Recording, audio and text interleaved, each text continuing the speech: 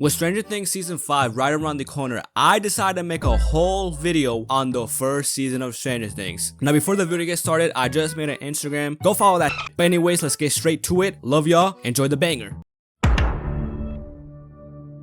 The scene starts off with my boy right here running away from something, and currently we have no idea what's chasing him. And dude is able to get to the elevator, but my boy is absolutely shook right now. He gets in the elevator, but he hears some unpleasant noises, and when he looks up, he's like, ah shit, and my boy just gets snatched up. He didn't even stand a chance for real. Now this is where we get introduced to the boys for the first time. We got Mike, Dustin, Lucas, and Will, and currently they're in the middle of a very intense campaign of D&D. Miss Wheeler tells Mike to wrap it up. It's late and it's a school night, and man oh man is Miss Wheeler one beautiful gal. I can totally see why Billy was trying to bag this queen. She's gorgeous. Dustin asks Lucas and Will if they want the last slice of pizza, and they say no. So Dustin, being a very classy gentleman, he goes upstairs to offer the last slice to Nancy, Mike's older sister, but she rudely declines and shuts the door in bro's face. My boy doesn't even want you anyway. He's a high valued man. Will is riding his bike back home, but his lights start tweaking, and when he looks up, he sees his freaky ass silhouette in the middle of the road. Will gets scared and falls down the hill like, oh nah brother, get up, the Diddy monster gonna get you. Will runs back home and instantly locks everything. My boy's not playing right now. Will calls out for his mom and brother Jonathan, but no one is home. It's just Will in there. Will looks out the window and sees the tall monster outside like, oh hell nah man, you better get out of there. Will is like, oh hell nah, and runs back to the shack to pull out the rifle. This situation is real critical right now. Will is really out here camping, but the Diddy monster is like, nah bro, you're not getting me like that. And Will is just looking up at bro and it's like, nah bro, don't take me, go take Dustin instead, he still got his baby teeth. Joyce asks Jonathan where's Will, and Jonathan's like, man I don't know, I'm making eggs right now. And when she goes to Will's room, bro is nowhere to be found. So Joyce calls Mrs. Wheeler to ask where Will is, but Miss Wheeler tells Joyce that he left around 8, and I know Joyce's heart just dropped to her ass cheeks. She's just praying that little bro's at school right now. The boys get to school and they notice that Will is nowhere to be found, but they don't think much of it. They just assume he went to school early. Nancy sees a note in her locker from her man Steve to go to the bathroom. These two participate in some inappropriate actions that I cannot show here, but this is where we meet the GOAT Steve for the first time, and he tells Nancy that they should do something tonight, but Nancy is being lame. It's like, nah bro, I gotta study tonight. And Steve's like, come on, I just want to crack. I just want to study too. We see Hopper go to his office when he sees Joyce waiting for him, and they start talking about Will, and this dude Hopper is more concerned about Will's clothes than actually finding him. Like, this is some tomfoolery right here. How is this dude chief of police? After Hopper and Joyce talk about Will's clothes, we see some dogs walking in the dirt. Like, what the helly? It pans up, and this is where we meet 11 for the first time. 11 sees a restaurant, and she sneaks into the kitchen and finds some french fries, and she starts devouring these french fries, dude. My boy Benny peeps that a delinquent is in his kitchen feasting on his food right now, and my boy is not gonna let that slide. He chases 11, and when he catches her, he is real baffled. He's like, is this a boy or a girl? I cannot tell. Benny's trying to get some details out of 11, but she's too locked in on that burger. Benny snatches the burger from 11, and he sees 11's tattoo, and he's like, what does that mean? And she doesn't say anything, but she instantly falls when Benny tells her no more burger. Like, hey, I don't blame her. You put food right in front of my face, I'm spilling all the tea you need to know. Hopper pulls up to Joyce's place to do some detective work, and Jonathan's trying to press Hopper by saying, why is he at the crib? Like, brother, let the man do his job. We see Mike trying to convince his mom that they should be out there looking for Will. Like, buddy, we all know that's not happening. Sit down. We see Mike's mom look at Mr. Wheeler, and oh my god, is this man one of the best castings in history. He's so funny without even trying, bro. Nancy asks Mrs. Wheeler for permission to go out, but because of the Will situation, she's not allowed to go nowhere, and she makes a snarky ass comment about Will being missing. Like, brother, what is wrong with you? Mike exposes the real reason why Nancy's trying to go out, and I'm real happy that Mike is standing on business for my boy Will. Mike contacts Lucas talking about how he's worried about Will and how he didn't play it safe, and he put himself in danger for the party. This got Lucas thinking, and he tells Mike to pull up. We see Benny and 11 talking some more. It seems that 11 is trying to trust bro a little bit more, but they hear someone knocking on the door, and it's the social service worker, and Benny tells her that she sounds a bit different than on the phone, and that's when Buddy just gets smirked out of nowhere. Like, how could they do my boy like that? 11 sees Benny falling over, and she runs out of there. We see two agents cornering 11, but she's not playing playing. She not about to go back with these bozos, and she makes easy work of these two. The boys pull up to the crime scene, and Dustin's like, hell nah, man, y'all bugging. We should go back home. And Mike tells him to stop tweaking, and they're gonna look for Will. We see Jonathan and Joyce talking, and Jonathan starts breaking down because he feels like it's his fault that his brother went missing because he was supposed to be home that night. While they're talking, the phone starts ringing, and Joyce hears some breathing, and instantly she knows it's Will, but then she starts hearing some unpleasant noises, similar to those from the start of the episode. But before they can get some more details, the phone gets fried. Dustin tells Mike and Lucas that they gotta go home, and how they're going straight into the danger that took Will. And he's being real logical. Like, I'm not even gonna lie, he's not wrong at all. Mike tells Dustin to be quiet because he hears some footsteps, and that's where they find Eleven, and they're all baffled. They came out here to find their boy, but instead they found a bald girl. That's crazy. They take Eleven to the crib, and Dustin really asks if she got cancer. Like,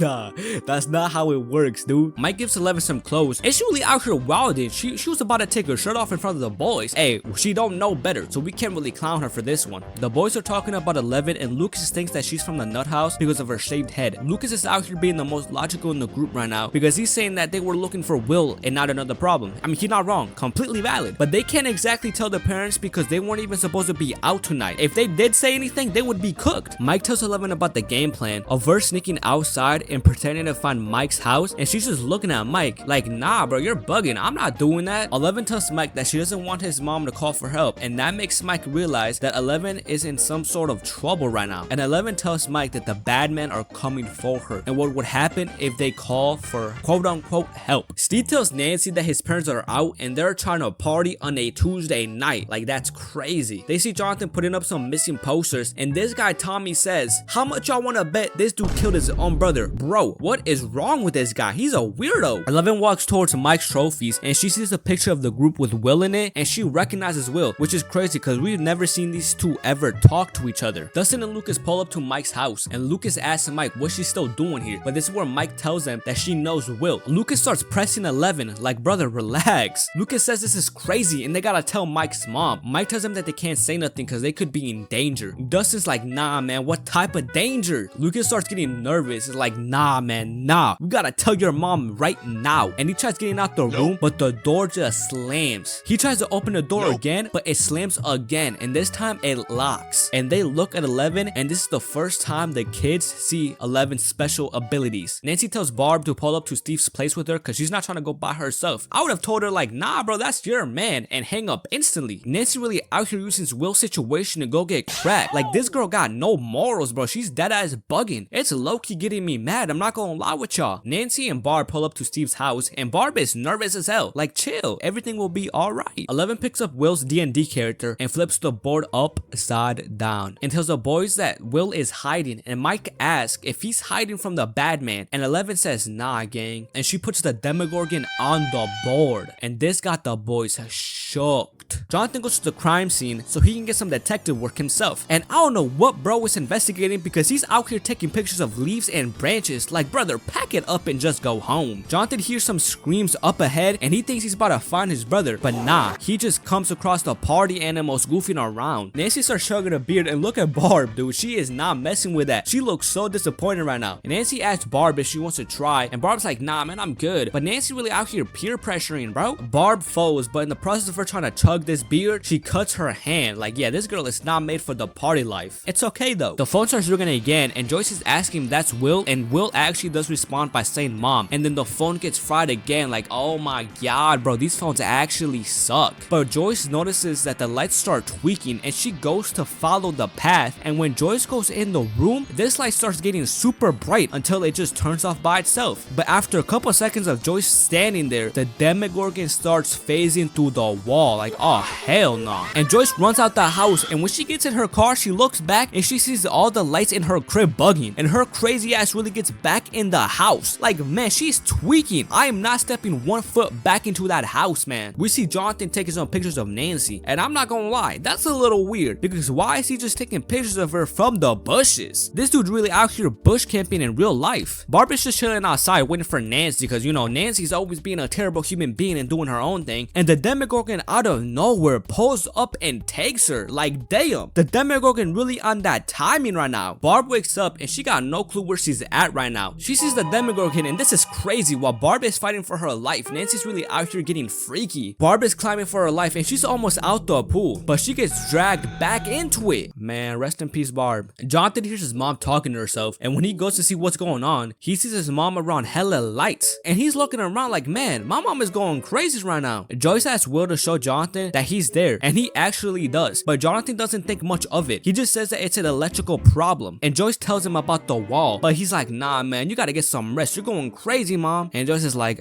I bet. The boys start prepping for their mission to find Will, and Luke is really out here bringing a slingshot, which I don't know what he thinks he's gonna do with that weak ass weapon, but hey, it's not like they can get their hands on an RPG with a switch on it. Dustin's like, man, we don't even need an RPG with a switch on it, we got her. And Lucas is low-key a D1 hater, cause he's like, she only closed the door with her mind. Like, brother, is that not enough to prove that she can be useful? Hopper goes to the lab because he thinks that they have something to do with Will going missing, and they show him the footage of that night, but there's nothing on the tape. But when they leave, he tells his partners that they're straight capping, and that's because on the tape there was no rain, and that's supposed to be the same time that Will went missing. Jonathan is getting his pictures that he took, but this girl peeps his pictures, and I'm not gonna lie, very understandably gets weirded out because she sees Nancy's picture and she's like taking her shirt off. Like, this dude looks like such a weirdo right now. When Jonathan is walking to his car, he sees Steve waiting for him and tells him that he knows about his amazing work and that he wants to see it, but they snatch his bag off him and find the pictures that he took. Nancy pulls up and is asking what's happening, and they tell her that Jonathan was being a weirdo and taking pictures of them, and Steve breaks Jonathan's camera. And I would be lying to y'all if I said Jonathan did not deserve this one, because he low-key did. I'm not gonna lie, he was being a straight weirdo. Joyce sees the lights that she set up are making a chill to the Christmas lights inside the cabinet, and Joyce asks Will if he's there, and the lights turn on super bright, out here blinding me. Joyce asks Will if he's safe, and he says no, and Joyce asks Will how she could find him, but Will stops responding. Not gonna lie, Will may be cooked. We see the boys pick up 11 to go look for Will, but 11 just takes him to Will's house, but she says that he's hiding here, and this guy Lucas crashing out. While Lucas and Mike are bickering about Elle, Dustin sees an ambulance. Joyce writes an alphabet so Will can communicate to her a bit better, and Will starts spelling that he's right here, but then he starts spelling run, and then the Demogorgon starts coming out the wall. Oh nah. And Joyce quickly gets out of there because she's not trying to become victim number 3. The boys and Hopper are going to see what's going on, and Hopper is just praying that it's not Will. And when the boys get there, they see them pulling out Will's body, and they cannot believe it. Mike starts crashing out at Elle because she was supposed to help them find him alive, not dead. Hopper is telling Joyce about Will, but she's completely zoning him out, and Joyce tells Hopper, nah bro, that's not my son. She starts telling Hopper that she was just talking to Will with the lights,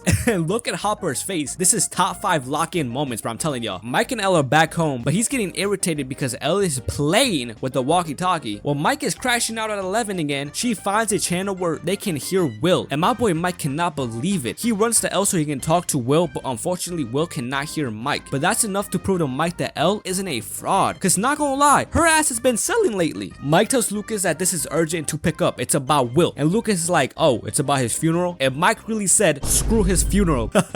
Nah, that's crazy, bro. Dude is absolutely tweaking. When Joyce goes to check on Will's body, she asks the doctor to show her his birthmark, and I'm assuming by this reaction she had, the birthmark was nowhere to be found. She tells the doctor, well actually she tells everyone in the vicinity that that thing is not her son. Man, I know her ass gotta sound crazy to random people that just heard her say that. Jonathan chases Joyce, and he tells her she needs to lock in for the funeral, but Joyce is in straight denial right now. Jonathan starts pressing his mom about the lights, but she don't care. She's not gonna stop looking for Will until she brings him back. Man, I like the energy, proving the haters wrong. Jonathan yells at Joyce while she's talking to the lights. They're gonna have a funeral for Will. Man, talking to the lights is crazy violation, I'm not gonna lie. Mike tells Lucas and Dustin that Will spoke last night, but Lucas is not believing none of it, and he says we literally saw them pull out his body out the water. What are y'all on, man? Which, he do got a very solid point, I can't even lie. Mike says that Will is still alive, they just gotta find him, and they say they need to get Elle to a stronger connection, and that's where they say that they can use her teacher's big ass walkie-talkie. But Lucas is like, man, how are we supposed to get her in there? Look at her. We can see the boys getting Elle ready for the mission, and once they're done getting her ready, she comes out the room, and you can see my boy Mike getting all red and shit, and he says to Elle, oh, you look pretty. I mean pretty good. And then you can see Lucas in the background being like, man, you corny. We see the kids trying to get in the room, but it's locked. But their teacher sees them and tells them once the assembly for Will is done, they can use the big ass radio all day. Mr. Clark notices Elle and asks her where she's from, and 11's really out here saying bad place, like brother, you're going to sell the mission. Mike and Lucas peep that these two bozos are making fun of my boy Will. Like, nah, that's an instant squabble right there. After the assembly, Mike goes to press those kids, and these two are violating Will for no reason. They're talking about how he's in Fairyland and all that nonsense, but Mike's not about to let these two bozos get away with slandering Will's name, and he pushes Troy, and Troy looks like he's about to tweak out, but when he charges at Mike, he's not able to move, and then bro starts peeing himself like, oh nah. Nancy's in her room and she starts crying over her bestie. Hey man, she told you she was not trying to go to that. This is all your fault. But Nancy starts taping the picture, and when she's done, she notices a tall figure behind Barb. After seeing the Demogorgon in the picture, she goes to Jonathan to ask him if he saw anything, but he said 1 second she was there and the other she was just gone. The Demogorgon really out here using instant transmission, my boy wildin'. The boys get Elle into the room so she can do her thing, and she's able to reach Will. Then it shows Joyce doing her regular shenanigans, waiting for something to happen, when she hears banging on the wall, and when she gets close to the wall, she hears Will's voice. But the kids are also hearing Will. Both groups are hearing the same thing. Joyce goes outside, but she sees nothing. She's hella confused. She's like, bro, where are these noises coming from? Joyce starts tearing the wallpaper off the wall, and she actually sees Will for the first time since he got lost. Like, imagine being so close to your son, but still not being able to save him. That's truly heartbreaking, I'm not gonna lie. Will tells his mom that the Demogorgon is coming for him, and Joyce is asking Will where she can find him, and Will tells her it's like home, just dark and cold, and the wall starts closing in. Joyce is wildin' though. She starts making a big ass hole in the wall. Like, brother, did you not see the little window closing in? That's not gonna work. Hopper sneaks into the morgue. He tries capping at first, but the security guard's like, man, what are you talking about? And Hopper is cooked. He's praying that dude has some random name that he can go along with, but he never does. So Hopper just pieces bro up. Like, that's crazy. But he really got knocked out for just simply clocking in. Hopper uncovers Will's body, and he's like, man, am I really about to do this? Hopper cuts his skin, but when he reaches inside, he just pulls out a big chunk of cotton. The Hawkins lab is really just trying to cover up Will's death. We see Jonathan and Will's dad pulling up for some moral support. Now, I haven't talked about their dad at all. Just know that he's not the greatest father, and he's kind of a deadbeat. We see Hopper pulling up to the lab, and he starts sneaking into it. While Hopper is searching the lab, he sees these hazard signs, and he's like, ah man, do I really gotta go in there? These two security guards pull up and start pressing Hopper, and Hopper's like, whoa, whoa, whoa, brother, relax. They called me to investigate. That's big cap. While the security guard is talking to his supervisor, Hopper just knocks dude out. Like, damn, he didn't have to do my guy like that. Hopper makes his way through the infested part of the lab, and Hopper finds a room that got him baffled.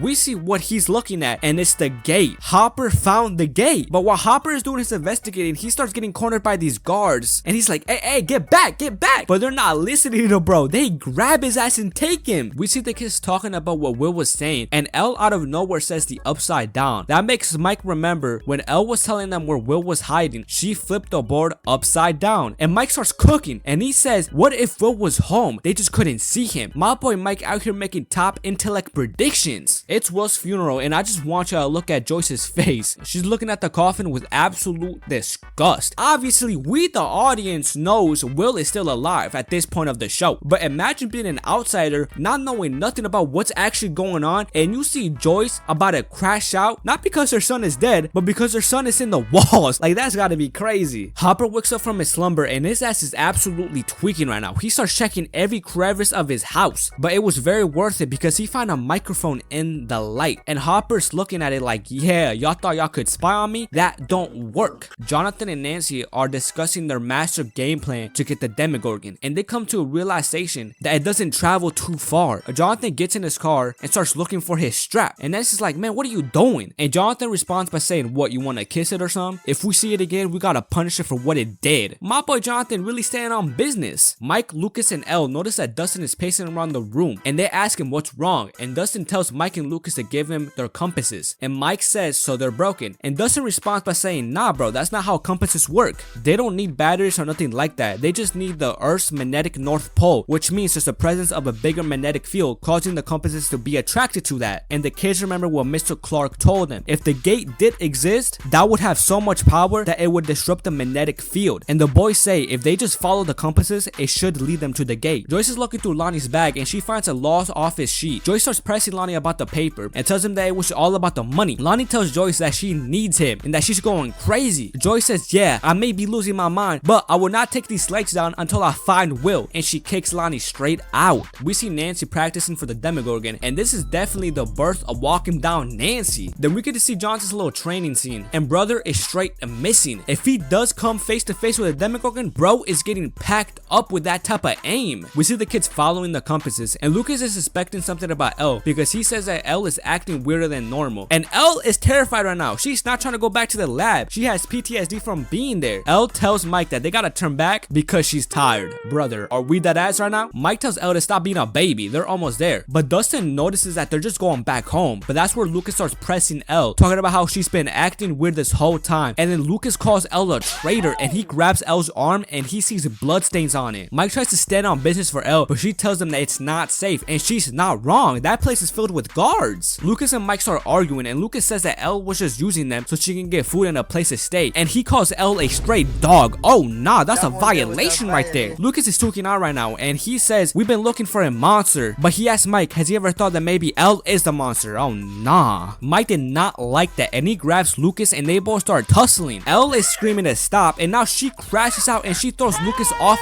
Mike. Like, wow, talk about 2v1. It's not even fair because Elle got superpowers. Lucas wakes up from the CTE he just received, and bro is not having it no more. He walks away, and man, I would be pressed too if I got tossed like that. But Mike and Dustin notice that Elle is gone too. Bro, how did she dip so quick? What the fuck? Hopper pulls up to Joyce's place, and he starts searching her house for a microphone, but he doesn't find anything. But this is where Hopper tells Joyce that Will's body was a fake and tells her she was right the whole time. Man, that must feel good as hell. She's proving the haters wrong. We see Jonathan and Nancy searching for the Demogorgon like they're gonna do something to it, but they see a deer that's very hurt, and when they're about to end its suffering, it gets dragged away. While Nancy's trying to look around, she finds this tree with a weird looking hole in it. She screams for Jonathan, but his ass is doing his own thing. He just left a small skinny girl by herself. Absolutely crazy work, I ain't gonna lie. Nancy starts crawling into the hole, and she starts walking a little bit, but that's where she sees the Demogorgon feasting on his dinner, and her ass is shook right now. But that's why you don't crawl into weird gooey holes, you dummy. Nancy starts stepping back when she steps on a vine. The Demogorgon hears that, and bro starts bugging out. Jonathan hears Nancy screaming, but his blind ass don't see the big ass hole on the tree. Like, bro, this dude is so trash at his job. Nancy is running for her life, and she's looking for Jonathan, but Jonathan is nowhere to be found. And Nancy sees the Demogorgon and bolts out of there. Jonathan is done being sleepy and finally finds the hole on the tree. Nancy sees Jonathan's light and is able to make it out the upside down. God, that was a close one, I ain't gonna lie. Steve is currently on the way to Nancy's place, and Tom and Carol are teasing Steve, but Steve's like, nah man, there's something wrong, I'm telling y'all. Steve climbs up to the window, but he sees Jonathan and Nancy together. Like, yeah, I would have crashed out right there and there, I'm telling y'all. Imagine asking a girl to hang out and she's like, nah, I can't. But then you go back to check up on her because you're concerned, and you see your girl cuddled up with another guy? That place is getting blown up. I am not playing. Nancy and Jonathan start discussing about the Demogorgon, and Jonathan says that they can try to bait it with blood, and if it works, at least they'll know it's coming. Mike is stressing because Elle has been missing, but hey bro, you shouldn't have screamed at her, stupid man. But Mike tells Dustin that Elle didn't mean any harm by messing with the compasses. She just wanted to protect them, and that he should have never yelled at her. Yeah, you're right, bro. Dustin tells Mike to chill. It's not his fault. And Mike's like, yeah, I know, man. It's Lucas's fault. And Dustin tells him, no, it's all three of y'all's fault. And you pushed first, Mike, so you gotta shake his hand first. And Mike is out here being stubborn as hell. He don't want to apologize first, but Dustin threatens Mike by saying they'll kick him out the party, and that makes Mike fold instantly. Mike and Dustin pull up to Lucas's place, and Mike puts his hand out so they can make up and go look for Elle. But Lucas really out here dragging this and is pacing around his living room. Like, brother, just shake his hand. It's not that deep. She didn't even throw you that hard. So Mike and Lucas cannot come to an agreement because Lucas doesn't want Elle in the party. Which, I mean, he don't sound crazy. She did almost disable him not too long ago. But Lucas storms off and he says he's gonna look for the gate himself. Buddy, you're gonna get yourself hurt. Don't do it. Elle goes to the store and she makes her way to the Eggos. And this worker asks her if she needs help. And Elle calls this dude a mouth breather. Like, bro, he just asked you if you needed some assistance. Why are you insulting, bro? Elle just walks out the store without paying. She's really out here committing crimes midday. That's crazy. Lucas is on his way to break into the lab like if he was Tom Cruise. But he sees his electrician. Hey. Oh my god. That's the same dude that went to Joyce's house to search it up. Oh nah, they're up to something. Jonathan and Nancy are talking when some strangers yell at Nancy that they can't wait to see her movie. And Nancy's like, what do you mean by that? Nancy runs to the theater and she sees what they were talking about. And she sees Steve and his friends. And she goes right up to Steve and slaps him silly. Nancy tells Steve that whatever he saw last night, it isn't what he thinks it is. Like I said, I would have blown that house up because not gonna lie, Nancy looks horrible right now. Obviously, we know the context. We know what Jonathan and Nancy were doing. But Steve doesn't. All he's thinking is, damn, my girl really ditched me to hang out with Jonathan Byers? In my opinion, it's a valid crash out. Steve starts talking crazy to Jonathan, and he says he's not even surprised about Will, and that makes Jonathan snap, and he punches Steve straight in the jaw. Jonathan and Steve start squabbling, and Jonathan's actually winning, and that's when Tom Tommy tries stepping in, but I gotta give it to Steve. He respects the honor of a one-on-one. Steve tells Tommy to go somewhere and hits Jonathan with a nice right hand, but Jonathan returns with one of his own and then connects another one that knocks Steve straight out. And Jonathan starts wailing on Steve, but the police pull up to break up the fight. But Jonathan's slow ass really hit the officer on accident. Buddy is straight cooked now. We see Elle feasting on her egos, and damn, her ass really ate all the boxes. But Elle hears Mike and doesn't call her name. Mike hears something, and the dude that Peter Spencer's walking up the hill. Like, what? How did they find them? But Troy pulls out a knife, like, come on, brother, you a hoe. We see Lucas climbing up this tree to get a better view of the lab. Then he spots the same Chuck that was parked up outside his crib, and that's when he knows they're up to something. Mike and Dustin are running for their life, but they get cornered, and Mike picks up this rock and throws it at the big one. But Mike is so uncoordinated, his ass throws the rock and misses by a mile, bro. Oh yeah, his ass is cooked. Dustin charges in, but his ass gets grabbed instantly. Like, oh my god, they're both trash. Troy's pressed that he peed himself and is asking how it happened. Like, brother, what do you mean? You just peed yourself. There's nothing to it. But Troy tells Mike that he'll let Dustin go if he jumps off the cliff. And Mike starts approaching the cliff, and even the big one's like, hey man, this is a bad idea. But Mike actually jumps, and when they go check on Mike, they see Mike just floating. We see Elle walking like a menace. She really came in clutch. She knocked the big one over on some calm shit, but Troy, he had it the worst, and Elle snaps his arm in half. We see a flashback of Elle's, and the reason why I'm showing this one is because this is where we get to see Elle opening the gate on accident. The spy sees the kids making their way back home, and that's when he hits up Papa and he's like, hey man, they're here, pull up. Lucas is tweaking because he knows that Papa knows where Levitt is, and he's trying to warn the rest of the party that the bad men are coming. Mike looks out the window and he notices the suspicious looking van outside. Mike goes to ask his mom if anyone is supposed to do repairs, but we see Dustin's point of view, and he sees like 6 or 7 vans pulling up. Dustin goes downstairs and tells Mike they gotta go right now.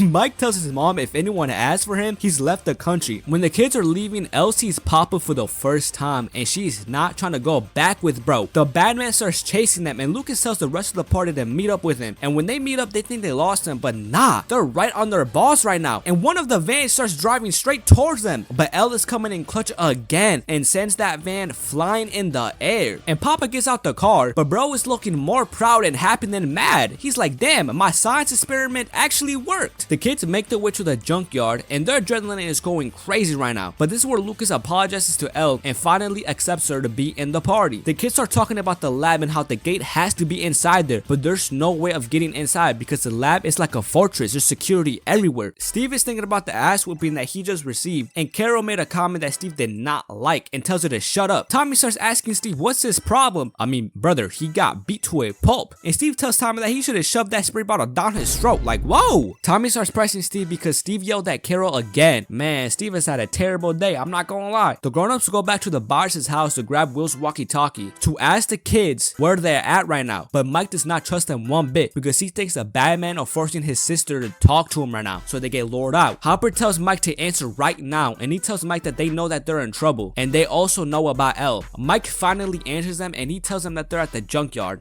Dustin is stressing heavy right now because he says that Hopper is taking forever to arrive, but then they see agents arriving, so they start hiding. And when the agent's about to go inside the bus, Buddy gets KO'd, and there's a bunch of ruckus going on outside. Now we see 3 agents with guns pulling up, and to my knowledge there's only one Hopper, right? So how on God's green beautiful earth did this man just beat up 3 agents with guns so easily? It makes no sense. We see Jonathan, Joyce, and Nancy waiting for Hopper and the kids to arrive. The kids start telling the adults how the upside down works and also about the gate. Joyce asks Elle if there's any way she can reach Will so she can talk to him, and Elle says yes. Elle starts doing her thing, but she says that she can't find Will. But that's when the kids start explaining that Elle is just simply drained right now because of her heroic actions earlier. Joyce and Nancy start asking how long does it take for her to get her energies back, and the boys aren't sure. But Elle says that she can find Will with her being inside a bath. We see Mr. Clark with a baddie. I did not know Mr. Clark was like that. I'm impressed, I'm not gonna lie, I really am. But Mr. Clark is low-key getting annoyed because Dustin called him and he keeps asking him sciencey questions, but bro is trying to get some cheeks right now. I don't blame him at all. But Mr. Clark cannot resist the science and he folds, and Mr. Clark tells Dustin that they need 1,500 pounds of salt. God damn. But if they need that much salt, they just gotta search up a Dead Lord Rage compilation. There's enough salt right there to fill up a whole ocean. We see everybody putting their part to get the perfect conditions for Elle to do her job, and Elle finds Barb's body right away, but her ass is long gone. But let's keep it a buck. Respectfully, we're not here for her. We're here for Will. Elle is able to find Castle Byers and finds Will in there. Elle tells Will that his mom said that they're coming for him, and Will responds by saying hurry, but then Will starts disappearing, and that's when Elle comes out the pool. And Nancy is pressed right now because her best friend is gone, so she tells Jonathan that they gotta get their stuff back and get back for Barb. I see you miss walking down, Nancy. Hopper and Joyce pull up to the lab and break in, but their ass gets caught right away. They didn't even make it into the building. Joyce and Hopper are getting questioned, but Hopper is getting it worse. He's actually getting tortured, but I'm like 95% sure that Hopper's end goal was to get caught so he can negotiate with the bad people. My boy out here finessing, bro. I see you. Papa comes in the room and he asks where Elle is, but Hopper tells him if he promises to keep the kids and everybody out, he'll tell him where Elle is. Hopper gets Joyce and he explains to her the deal that he just made with Papa. Pretty much she can't say nothing, and if they do find Will, the lab has nothing to do with him being missing. The agent tells Papa that this is a mistake, and he tells her don't worry about it. They won't find Will and they won't come back. And oh my god, am I slow. I've rewatched this show like 10 times and it's never clicked in my head that the only reason why Papa agreed to this is because he was positive that Joyce and Hopper A, weren't going to find Will, and B, they wouldn't have came out of there alive. So he thinks that he got a free drop on Elle. Then we see Jonathan and Nancy pull up to the house and they're setting up traps for the Demogorgon, but after they're done setting up traps, Steve comes to Jonathan's house because he's trying to apologize to him. Steve sees Nancy's cut and he starts tweaking. He's like, did he do this to you? And bro just rushes into the house like, damn bro, have some manners. And Jonathan tells him that he gotta leave right now, but Steve is not listening to him, and Nancy starts pointing a gun at Steve like, bro, put the strap down. Nancy starts counting down and there's no way she was that about to pull the trigger, but hey, it is walking down Nancy. You can never know with her being a crash out. The Demogorgon starts coming through the ceiling and Nancy starts shooting at the Demogorgon, but it doesn't do anything to it. And Steve right now is losing his mind. He's so baffled. He got no idea what's going on. But they grab Steve and go to Will's room. They get out the room because it got extremely quiet, and Steve starts bugging again and he tries calling 911, but Nancy grabs the phone and throws it to the ground and tells Steve that he gotta go. And Steve, being a smart man, his ass bolts out of there. He not trying to have no part of what's going on in that house. But when he's about to leave, he sees the lights flashing again and he's like, am I really gonna have to make a generational comeback? The lights are flashing, but there's no Demogorgon to be found. But when the lights turn off, the Diddy monster finally decides to show themselves and attacks Jonathan. Nancy starts shooting at it, but that little ass gun is not doing anything to it, and it's about to attack Nancy, and that's when the goat comes in for the save. Out here pissing up the Demogorgon. Mind you, Steve is the first character we see actually fighting this thing, and he's actually putting bell to ass. That's to show you how goated he is. Steve is able to knock the Demogorgon onto the bear trap, and that's when Jonathan comes in with the final blow and sets the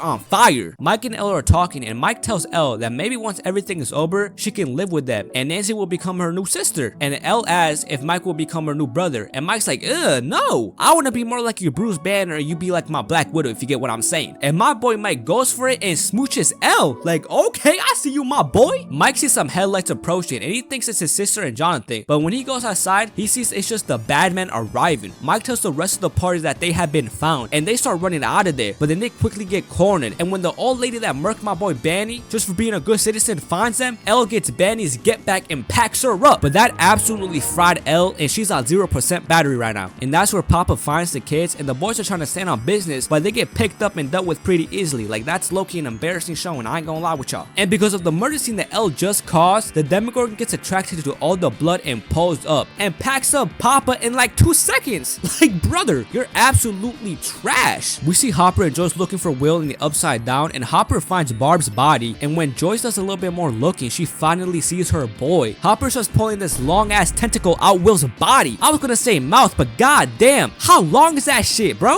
It was inside him? Oh, fuck. By the way, there's a lot of flashing lights in this part, so if y'all sensitive to that type of thing, y'all have been warned. The kids are actually running for their lives now, and their only line of defense right now are the bad man. The bullet stops sounding and doesn't ask if it's dead, and oh boy, the Demogorgon breaks down the door. Lucas starts using his slingshot against this big ass monster like, bro, ain't no way. But hey, at least they're trying to go out on their shield. You can't even bash him for that. And then Lucas hits a critical shot that sends the Demogorgon flying. I'm just joking. It was just Elle coming in clutch for what? The third time in one day? Mike tries to stop Elle, but she pushes him back. Elle looks back at Mike and tells him goodbye. And she starts using her superpowers against the Demogorgon. And just like that, they both vanish. And this got my boy Mike breaking down. Not even 10 minutes ago, he had his first kiss with Elle, and now she's just gone.